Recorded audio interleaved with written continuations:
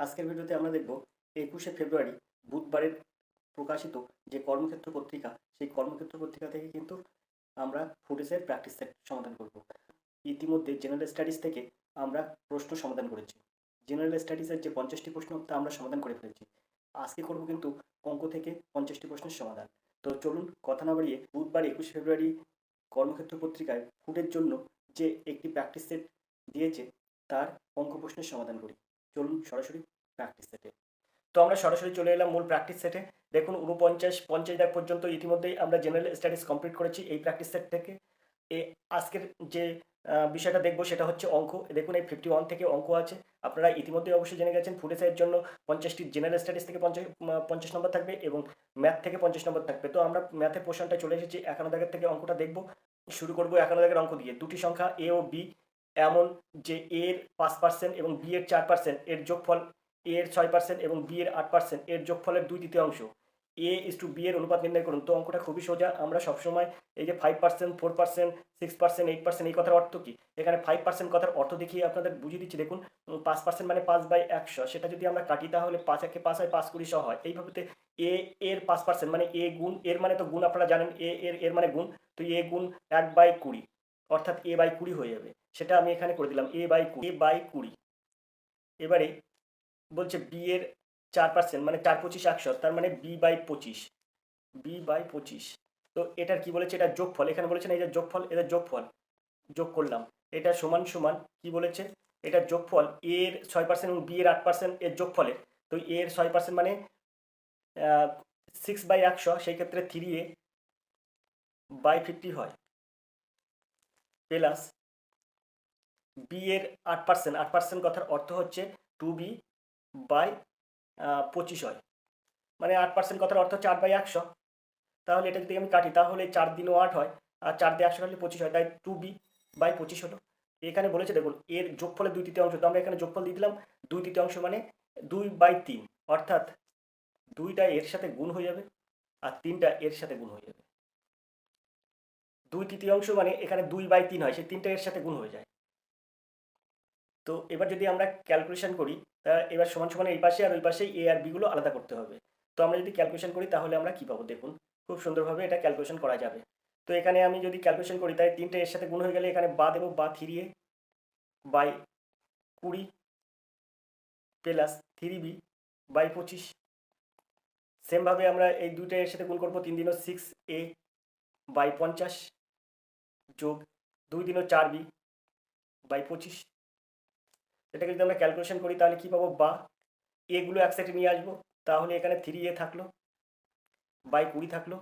এবার এই যে 6a/50 এটা এই সাইডে আনবো, মাইনাস 6a/50 হয়ে যাবে,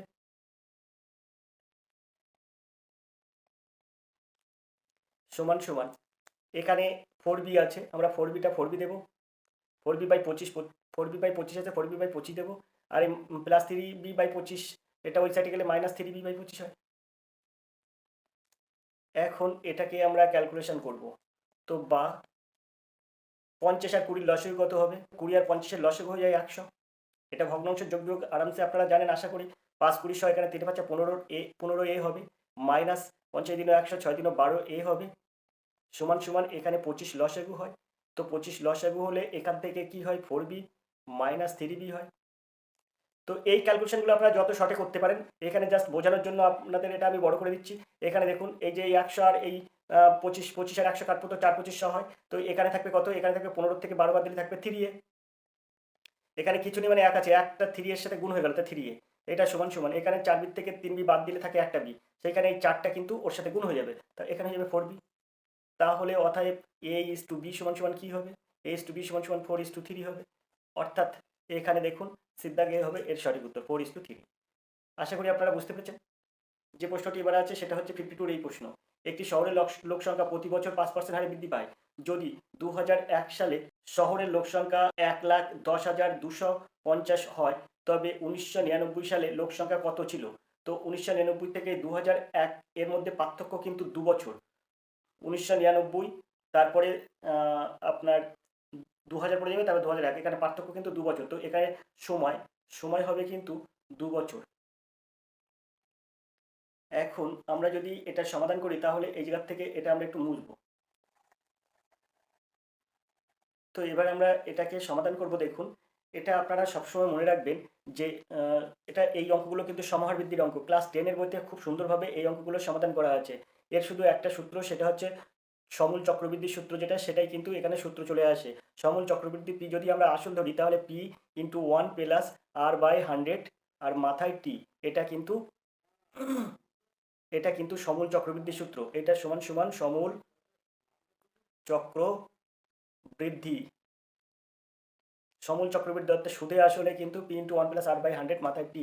তো আমরা এখন কি করব, আমরা কিন্তু এই সূত্রের সাহায্যে এটা সমাধান করব। সমাহার বৃদ্ধির সময় যদি 5% হার এখানে যেমন বৃদ্ধি পেয়েছে, বৃদ্ধি পেলে যোগ হবে এখানে, যদি হ্রাস পায় তো এখানে বিয়োগ হয়ে যাবে। শুধু এটাই কিন্তু সমাহার বৃদ্ধির একটা মানে আমাদের মনে রাখতে হবে। সমাহার বৃদ্ধি অঙ্ক করার সময় এটা মনে রাখতে হবে, যদি বৃদ্ধি পায় তাহলে আমরা এখানে প্লাস দেবো, যদি হ্রাস পায় তাহলে এখানে মাইনাস দেবো।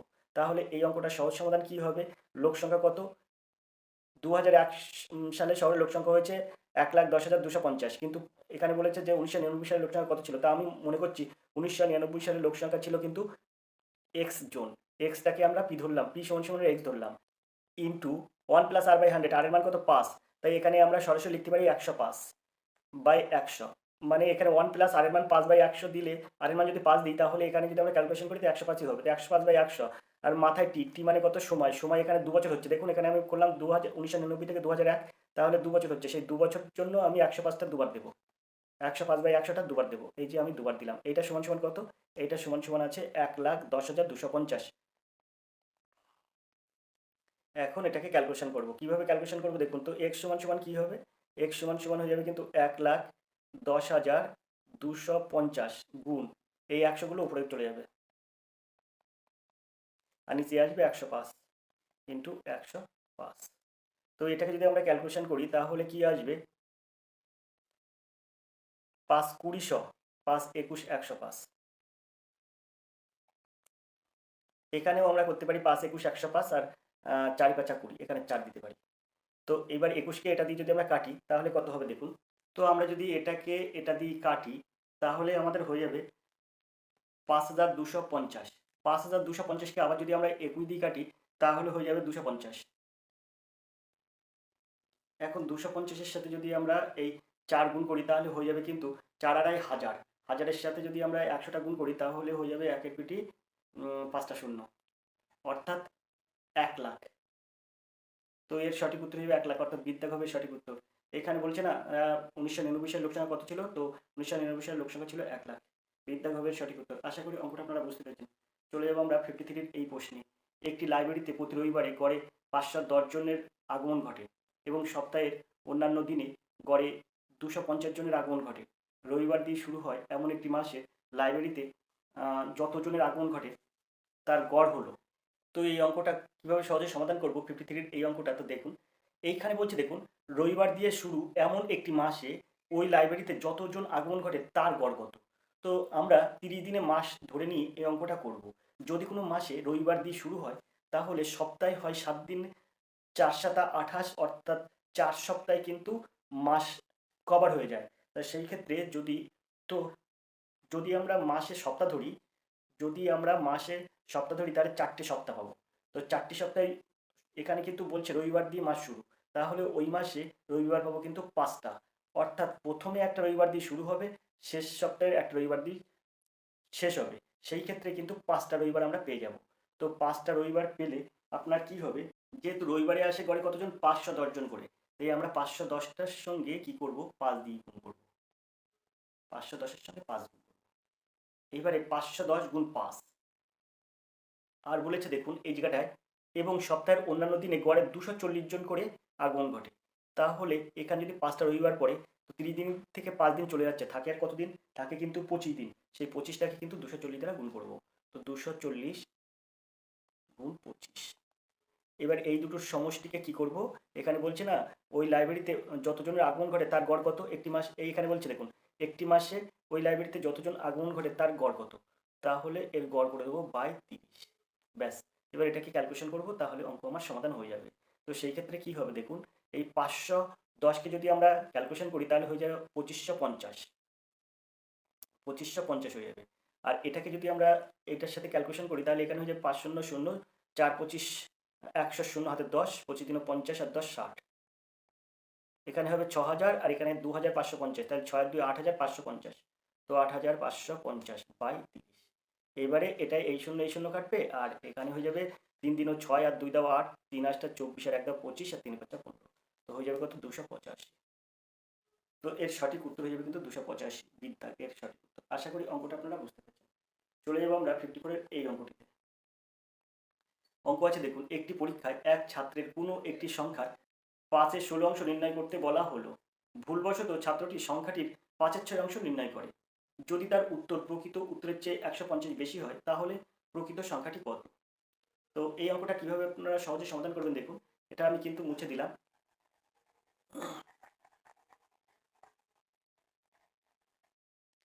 তো এই অঙ্কটা সহজে সমাধান হবে এইভাবে। দেখুন বলেছে প্রকৃত সংখ্যাটি কত, তো আপনি মনে করেন প্রকৃত সংখ্যা এক্স, লিখতে বলা হয়েছে কত 5-এর 16 অংশ, সংখ্যাটির 5-এর 16 অংশ লিখতে বলা হয়েছে। তো এক্স এর 5-এর 16 মানে 5x/16, এটা লিখতে বলা হয়েছে।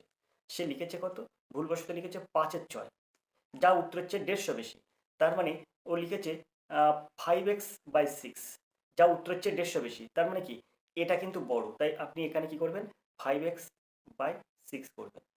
এটা বড়, কত বড়, বিয়োগ 150 বড়।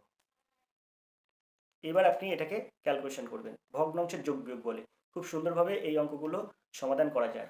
তো এখানে আমরা যদি 16 আর 6 লসাগু করি তাহলে হয়ে যাবে কিন্তু 48, 6 8 48, 5 8 40, 40x বিয়োগ 3 16 48, 3 5 15x, তো এইটা সমান সমান হয়ে যাবে কত 150। তো এখান থেকে 40 থেকে 15 আমরা বাদ দেবো, তাহলে 40 থেকে 15 বাদ দিলে থাকে কত 25, তো 25x সমান সমান কী হবে, এই 150-র সঙ্গে আপনি কি করবেন 48টা গুণ করে দেবেন। 48টা গুণ করলে তো তারপরে কি হবে দেখুন, তো বা x সমান সমান হয়ে যাবে 150 গুণ 48 বাই এই 25টা নিচে চলে যাবে, তো 6 25 150, 6 25 150, এখানে 25, 6 25 150, তো 6 48 কত হয়, তো অতএব x সমান সমান 6 8 48 এর 8 হাতে 4, 4 4 24 আর 4 28, অর্থাৎ 288। তো এখানে দেখুন দ্বিতীয় হবে এর সঠিক উত্তর, প্রকৃত সংখ্যাটি কত, প্রকৃত সংখ্যাটি 288। আশা করি অঙ্কটা আপনারা বুঝতে পেরেছেন। তো এই অঙ্ক এই অপশান থেকেও সমাধান করা যায়। এই জায়গায় যে কটা সংখ্যা আছে, এই জায়গায় যে কটা সংখ্যা আছে এই সংখ্যাগুলো থেকে আমরা এর ক্যালকুলেশন সমাধান করতে পারি। ধরুন এক্স ধরে করে আমার এটা এই 288 বার করেছি, আমি দেখুন এখান থেকে অপশান থেকে অঙ্ক কিভাবে সহজে সমাধান করছি সেটাও আপনাদের জন্য দেখিয়ে রাখছি। দেখুন এখানে অপশান থেকে খুব সহজে সমাধান করা যাবে, তার জন্য আমি প্রশ্নটা একটু মুছে, এই উত্তরটা কিন্তু একটু মুছে দিলাম। এবার দেখুন কিভাবে এটা সমাধান করব, অপশান থেকে কিভাবে সমাধান করব। আপনি এখানে এই 16 আছে অথবা এই 6 আছে, দেখবেন যে কোনটা দিয়ে কাটছে, যদি দুটোতে একটা একটা যদি না কাটে তাহলে সেটা ছেড়ে দেবেন। অর্থাৎ এই 16কে যদি আপনি 188 দিয়ে ভাগ করবেন কিংবা 6 দিয়ে ভাগ করবেন, যদি না যায় তাহলে আপনি ছেড়ে দেবেন, মানে সেই অপশানটা নেবেন না। যেমন এই 188কে 6 দিয়ে কাটলে কি যায়, মানে 6 দিয়ে ভাগ করলে কি যায়, তাহলে দেখবো 3 6 18, তারপরে 8 থাকে, 6-এর মধ্যে 8-এর মধ্যে 6 যায় না, তাহলে এর অপশানটা হবে না। এর বির অপশানটা দেখবো 280, তো 6-এর মধ্যে ভাগ করলে মিলছে 280, 4 ছক 24 আর 4 8 40 থাকছে, তাহলে এটা কিন্তু মিলছে না। 280টাকে 6 দিয়ে ভাগ করলে মিলছে না, তাহলে বিদ্যাকটাও হবে না। সিদ্ধাকটা দেখবো 6 দ্বারা ভাগ করলে মেলে কিনা। তো 4 ছক 24, 24 আর 3 দাও 37, হয় 38, তো 6 6 36, দেখুন এটাও কিন্তু হচ্ছে না, মিলছে না 6 দ্বারা। এই 288কে 6 দিয়ে ভাগ করুন, দেখুন মিলবে। 4 ছক 24 আর 4 দাও 28, 48 হয়, 6 8 48, অর্থাৎ এটা দিয়ে কিন্তু মিলছে। আবার দেখুন 16টাকে এটা দিয়ে ভাগ করুন, সেটাও মিলবে, মানে 288কে 16 দিয়ে ভাগ করুন, সেটাও মিলবে। দেখুন এখানে 16 16 আর 12 দাও 28, আর 12-র পাশে 8 নিলে 128 হয়, 6 ষোলম এই 7 ষোলম 8 ষোলম কিন্তু 128, 8 ষোলম 128 হয়ে যাবে, অর্থাৎ এটা মিলবে, অর্থাৎ এটা কিন্তু মানে উত্তর হবে। এবার সেটাও আপনি কি করে বুঝবেন, এই দেখুন এই 288 আমি এখানে লিখলাম, লিখে এর 5-এর 6 দিলাম, তো এটা যদি আমরা কাটি তাহলে হয়ে যাবে 4 6 24, 24 আর 4 দাও 28, 48 হয়ে যাবে, 6 8 48। তো এটা যদি আমরা ক্যালকুলেশন করি তাহলে কত পাবো, 5 8 40, শূন্য হাতে 4, 4 4 20 আর 4 24, 240 পাবো।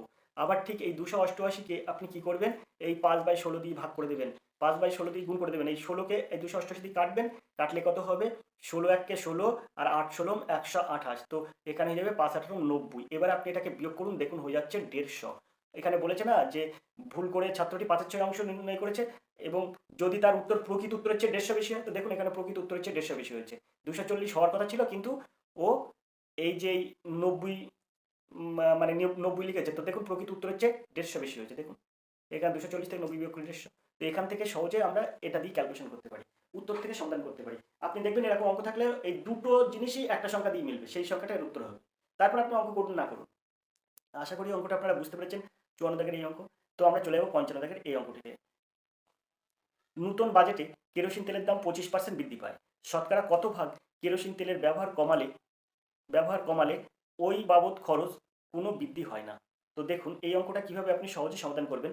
এই জায়গাটায় এই অঙ্কের উত্তর লুকিয়ে থাকে। এই যে বলছে কেরোসিন তেলের দাম 25% বৃদ্ধি পেয়েছে, এখানে বলছে যে কেরোসিনের তেলের ব্যবহার কত কমাতে হবে যে ওই ব্যবসায় কোনো খরচ বৃদ্ধি হবে না। তাহলে যেহেতু 25% বৃদ্ধি পেয়েছে, তাই আপনি এখানে উপরে লিখুন 25, আর বৃদ্ধি পেয়েছে কত 25%, তার মানে আগে 100 হলে এখন 125 হয়েছে। তো এই 25টা উপরে লিখলাম আর এই 125টা নিচে দিলাম, গুণ 100। ব্যাস আপনি এটা কাটাকুটি করুন, এই 5 হয়ে যাবে 5, 5 25 125, আর এই 5 আর এই 100 কাটলে হয়ে যাবে 20। তাহলে কত হলো 20% এর সঠিক উত্তর। তো দেখুন এখানে এর দাগ হবে এর সঠিক উত্তর 20%।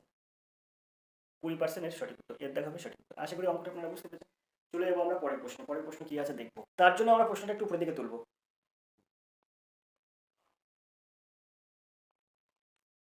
দেখুন এবার এখানে অঙ্ক আছে 56 এর এই অঙ্ক, তো আমরা একটু জুম করে বড় করে নিই। তো দেখুন এখানে 56 এর অঙ্ক আছে, একজন ব্যাটসম্যান 98 রান করে, যার মধ্যে 4টি বাউন্ডারি আর 6টি ছক্কা আছে। ওই ব্যাটসম্যান উইকেট 2 এর মধ্যে দৌড়ে মোট রানের কত শতাংশ রান করেছে। তো অঙ্কটা খুব সুন্দর, সহজ অঙ্ক এবং খুব সুন্দর অঙ্ক। তো বলছে 98 রানের মধ্যে 4টি বাউন্ডারি মেরেছে। 4টি বাউন্ডারির জন্য হয় 4 4 16, 4টি বাউন্ডারি মারলে 4 4 16, আর 6টি ছক্কা মানে 6 6 36। তো 16 আর 36 হয় কিন্তু 52, রান ছিল কিন্তু 98, তার থেকে বিয়োগ করবো 52, তাহলে থাকবে কত, তাহলে থাকবে কিন্তু 46। এই 46 রানটা কি করেছে সে, ওই দুই উইকেটের মধ্যে দৌড়ে রান নিয়েছে 46। তাহলে এখানে বলছে মোট রানের কত শতাংশ সে দৌড়ায় নিয়েছে। তো 98 এর মধ্যে দৌড়ায় নিয়েছে কত 46, তাহলে 1-এর মধ্যে দৌড়ে কত নিয়েছে, তো 46/98, আর 100-র মধ্যে দৌড়ায় কত নিয়েছে, তাই গুণ 100। আশা করি আপনারা বুঝতে পেরেছেন। এবার এটাকে ক্যালকুলেশন করলে কিন্তু সমাধান হয়ে যাবে। তো আমরা যদি এটাকে ক্যালকুলেশন করি তাহলে 49 দিনও 98, আর এখানে 50 দিনও 100, অর্থাৎ 50 হয়ে যায়। এবারে এইখানে তো এটা যদি আমরা গুণ করি তাহলে পাবো 5 6 30 শূন্য, হাতে 3, 4 4 20 আর 3 23। দেখুন 2300 কিন্তু ওপরে আর 49টার নিচে। তো আমরা যদি এটাকে পূর্ণ সংখ্যা ভাঙাই, তো এখানে 2300, একে যদি পূর্ণ সংখ্যা ভাঙাই তাহলে কি করতে পারি, 4 দিয়ে দেবো, 4 9 36, 6 হাতে 3, 4 4 16 আর 3 19, 6 কত হলে 10, 4 হলে 10, হাতে 1, 9 একে 10, 10 কত হলে 13, 3 হলে 13, হাতে 1, 1 আর 1 2। এবার এই শূন্যটা নেমে যাবে।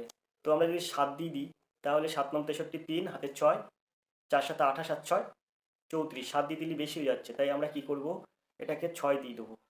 6 দিয়ে দিলে কি হবে দেখি, 6 6 9 54, 4 হাতে 5, 4 4 24 আর 5 29।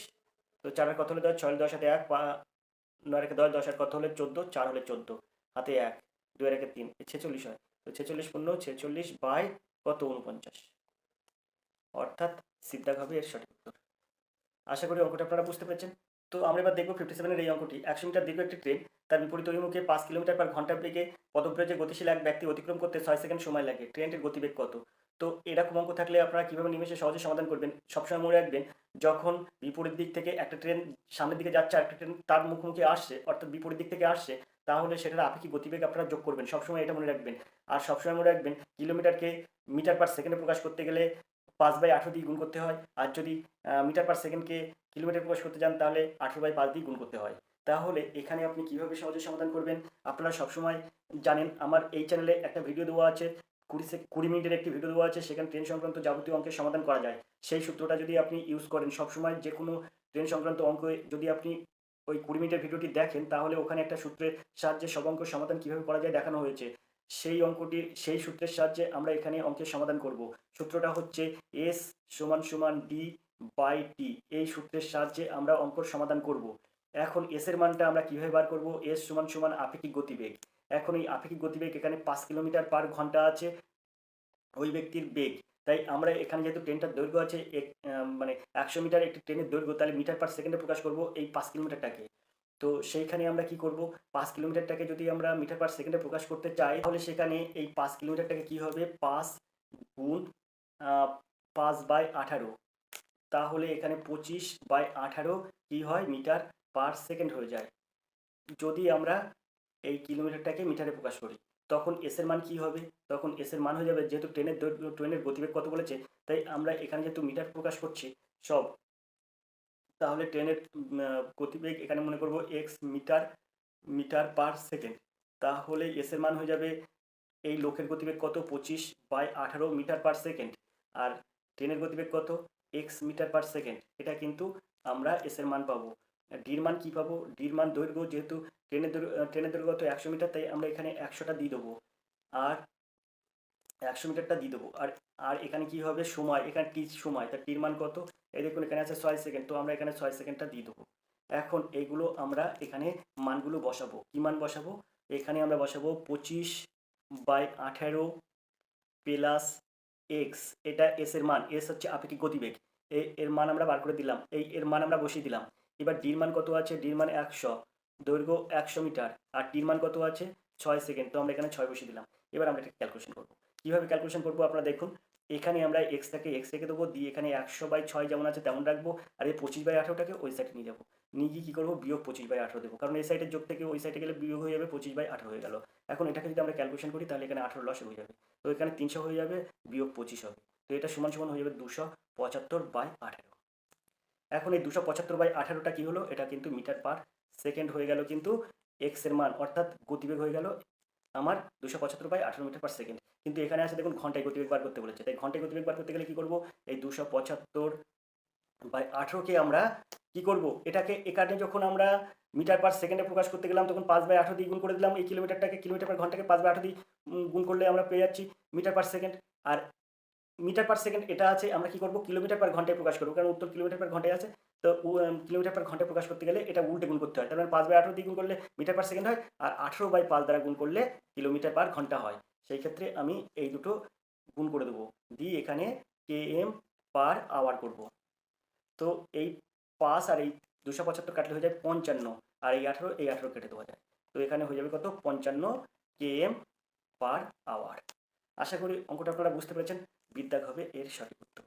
সুন্দর অঙ্ক, এবং এইভাবে এসব অঙ্ক সমাধান করা যায়। আবারও বলে রাখছি, ট্রেন সংক্রান্ত 20 মিনিটের একটি ভিডিও দেওয়া আছে আমার চ্যানেলে, তো আপনারা সেখান থেকে যদি আপনি 20 মিনিটের ওই ট্রেন সংক্রান্ত অঙ্কটি দেখেন, তাহলে যাবতীয় অঙ্কের সমাধান আপনারা করতে পারবেন, অন্তত ট্রেন সংক্রান্ত যে অঙ্কগুলো আছে। তো চলে যাবো পরের প্রশ্ন দেখবো কী আছে। তো চলে এসেছি 9 পাতার পরে 10 পাতায়, 10 পাতায় অঙ্ক আছে দেখুন, আমরা ওদিকে করে এলাম 7 পাতা, ওদিকে আমরা করে এলাম 57 দাগ পর্যন্ত। 9 পাতার পর এখানে লেখা আছে, 9 পাতার পর তো আমরা 10 পাতায় চলে এসেছি, এটা আছে 58 অঙ্ক, 57 দাগের অঙ্ক পর্যন্ত আগের 9 পেজে আমরা করে এসেছি, 58 দাগের থেকে অঙ্ক শুরু করব। তো দেখুন এখানে লেখা আছে, আপনারা দেখতেই পাচ্ছেন, পিএসসির মাধ্যমে রাজ্য সরকারের খাদ্য দপ্তরের সাব ইন্সপেক্টর পরীক্ষার নমুনা প্রশ্ন উত্তর। তো এই অঙ্কগুলো কিভাবে আমরা সহজে নিমেষে সমাধান করছি সেটা কিন্তু আপনাদের সামনে তুলে ধরছি। তো আমরা দেখব 9 পাতার পর কি আছে, 58 দাগের অঙ্ক আছে, এ এবং বি এর বার্ষিক আয়ের অনুপাত 5:4, তাদের বার্ষিক ব্যয়ের অনুপাত আছে 3:2। যদি বছরের শেষে প্রত্যেকে 1600 টাকা করে সঞ্চয় করে, তবে এর বার্ষিক আয় কত।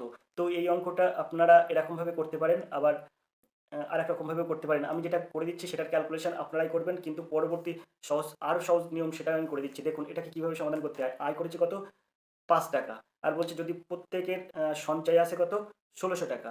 তো আমরা 5x বিয়োগ 1600 করব, বাই 4x বিয়োগ 1600 করব।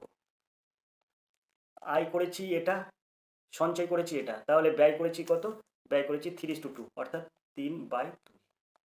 এখান থেকে এক্স এর মান বার করলে এখানে বলেছে তবে এর বার্ষিক আয় কত, তো এর বার্ষিক আয় 5x মনে করেছেন, আর বির বার্ষিক আয় মনে করেছেন 4x, তো এর বার্ষিক আয়টা বেরিয়ে যাবে। তো এক্স এর মান বার করলে সেখান থেকে 5-এর সাথে সেই এক্স এর মানটা গুণ করে দিলে এর বার্ষিক আয় বেরিয়ে যাবে।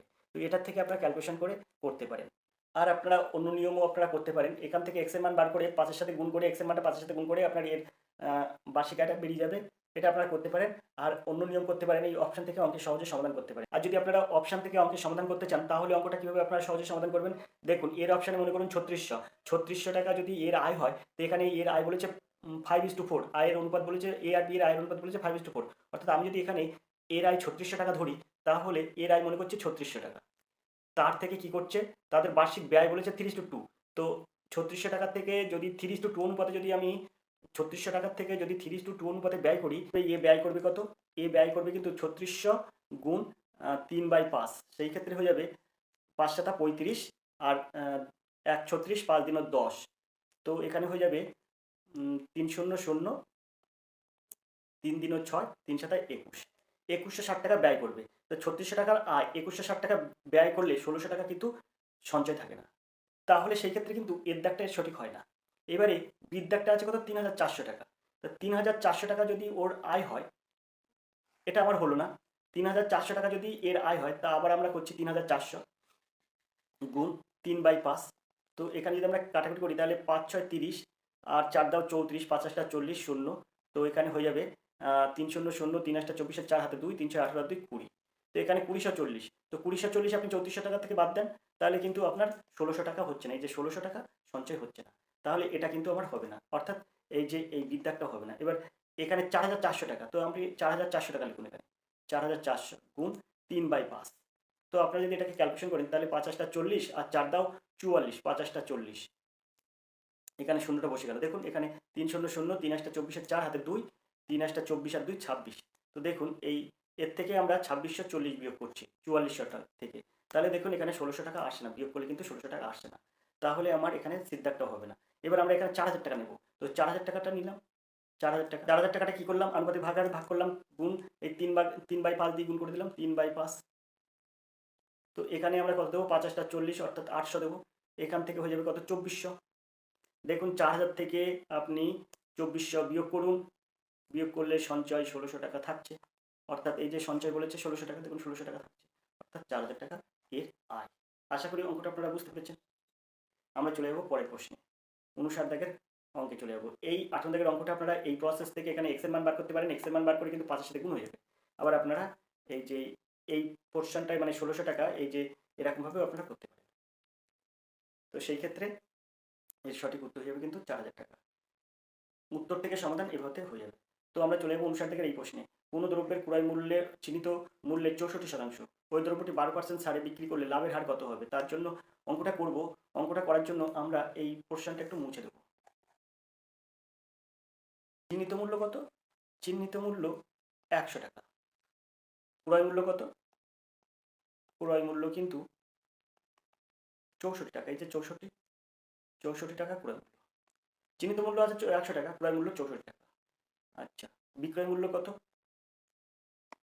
এবার বলেছে দেখুন ওই দ্রব্যটি 12% ছাড়ে বিক্রি করলে লাভের হার কত? তা 12% ছাড়ে বিক্রয় মূল্য কত? 12% ছাড়ে বিক্রয় মূল্য 88 টাকা। 100 টাকায় 12 টাকা ছাড় হলে বিক্রয় মূল্য হয়ে যাবে 88 টাকা। এখন ক্রয় করছে কত? 64 টাকায়, বিক্রয় করছে কত? 88 টাকায়। লাভ কত? লাভ সমান সমান 88 বিয়োগ 64 সমান সমান কত? সমান সমান 64, 88 থেকে 64 যদি আমরা বিয়োগ করি তাহলে হয়ে যাবে 24। তো এই 24 টাকা লাভ হয় ক টাকায়? তো 64 টাকায় লাভ হয় কিন্তু 24 টাকা। 1 টাকায় লাভ হয় কত? 24/64। আর 100 টাকায় লাভ হয় কত? তাই ইন্টু 100। 24 আর এই 64 কাটি তাহলে 3 8 24 আর 8 8 64। আর এই 8কে যদি আমরা 4 দিয়ে কাটি তাহলে 4 দিনও 8। আর এখানে 100কে 4 দিয়ে কাটলে 4 2500। তো 3 25 75/2 সমান সমান 37.5%। অর্থাৎ এখানে হয়ে যাবে সি দাগের সঠিক উত্তর। আশা করি অঙ্কটা আপনারা বুঝতে পেরেছেন। আমরা চলে যাবো 60 দাগের এই প্রশ্নে। যদু ও রাম একত্রে একটি কাজ 30 দিনে করতে পারে। যদু 16 দিন কাজ করার পর রাম বাকি কাজ 44 দিনে শেষ করে। পুরো কাজটি রাম একা কত দিনে করতে পারত? তো এই অঙ্কটা কিভাবে সহজে সমাধান করবো দেখুন। তার জন্য আমি এখান থেকে এই প্রশ্নটা একটু মুছে দেবো। তো সমস্ত কাজ সমান যদি একাংশ হয়, সমস্ত কাজ সমান একাংশ, এটা আপনার ধরতে হবে। এখন এখানে বলছে 16 দিন, যদু যদি 16 দিন কাজ করার পর রাম বাকি কাজ একা 44 দিনে শেষ করে, পুরো কাজটি রাম শেষ করতে কতদিন সময় লাগতো? তা আমরা এই 16 দিনে মনে করুন 16 দিনে বলছে যদু 16 দিনে কাজ করার পর, যদু 16 দিন কাজ করার পর, তো এখানে আমরা 16 দিন ধরে যদি যদু এবং রাম দুজনে কাজ করতো তাহলে কতটা কাজ করা হতো? অর্থাৎ যদু ও রাম একসঙ্গে 16 দিনে করে 16/30 অংশ, 16/30 অংশ। তো বাকি থাকে 1 বিয়োগ 16/30।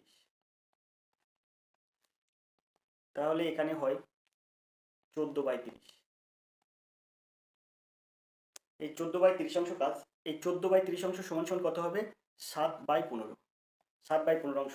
এই 7/15 অংশ কাজটা কিন্তু 7/15 অংশ কাজটা কিন্তু রাম, এখানে বলছেন রাম বাকি কাজ 44 দিনে করে। এই যে বাকি কাজ 7/15 অংশ, এই কাজটা কিন্তু 44 দিনে রাম করছে না। 44 দিনে কিন্তু 44 দিনের মধ্যে কিন্তু ও 16 দিন করা হয়ে গেছে। 44 দিনের মধ্যে মানে 16 দিনের যে কাজটা করবে সেটা কিন্তু করা হয়ে গেছে। তাই এই 44 থেকে আমরা 16টা বিয়োগ করে দেবো। তাহলে 44 বিয়োগ 16, তাহলে কতদিন হয়? 6 আর কত হলে 14, 8 হলে 14, হাতে 1, 1 আর 1 2, 2 আর কত হলে 4, 2 হলে 4, অর্থাৎ 28। এই 28 দিনে কিন্তু এই কাজটা ও সম্পূর্ণ করবে, এই 7/15 অংশ। তো 7/15 অংশ এই কাজটা করবে 28 দিনে। কে? এই যে রাম, রাম 28 দিন। 7/15 অংশ করে 28 দিনে, তাহলে এক অংশ করবে কত দিনে? তাহলে এই 28 ওপরে আর এই 15টাও উপরে চলে যায়, আর 7টা কিন্তু নিচে চলে আসে। 7 আর 28 কাটলে হয়ে যায় কিন্তু 4। 4 আর 15 যদি আমরা গুণ করি তাহলে পেয়ে যাবো 60। তো 60 দিন হবে এর সঠিক উত্তর, অর্থাৎ এর দাগ হবে এর সঠিক উত্তর। 60 দিনে কিন্তু রাম ওই পুরো কাজটা করতে পারবে, এর দাগ হবে এর সঠিক উত্তর। তো যে অঙ্কটা এবার আছে সেটা হচ্ছে 61 দাগের এই অঙ্ক। অজয় বয়সে বিজয়ের থেকে যত ছোট, তরুণের থেকে বয়সে তত বড়। যদি বিজয় তরুণের বয়সের যোগফল 48 বছর হয় তবে অজয়ের বয়স কত? তো অঙ্কটা কিভাবে সহজে সমাধান করব দেখুন। তার জন্য আমরা এটা একটু মুছে দেবো। দেখুন আমরা প্রথমে ধরবো কি, আমরা প্রথমে ধরবো বিজয় আছে না এখানে, এই বিজয়ের বয়সটা ধরবো। তো আমরা বিজয়ের বয়স মনে করব 3x। অজয়ের বয়স মনে করব কি 2x। আর তরুণের বয়স মনে করব x। এখন এখানে পরিষ্কার বলেছে দেখুন, এই যে বিজয় এবং তরুণের বয়সের যোগফল 48, তো বিজয় আছে 3x, তরুণ আছে কত x, তো 3x আর x যোগ করলে কত হচ্ছে 48। তাহলে এখানে 4x সমান সমান 48, তো x সমান সমান 12। x সমান সমান 12 হলে বিজয় কত হবে? 3 12 36। অজয়ের বয়স কত হবে? 12 দিন 24।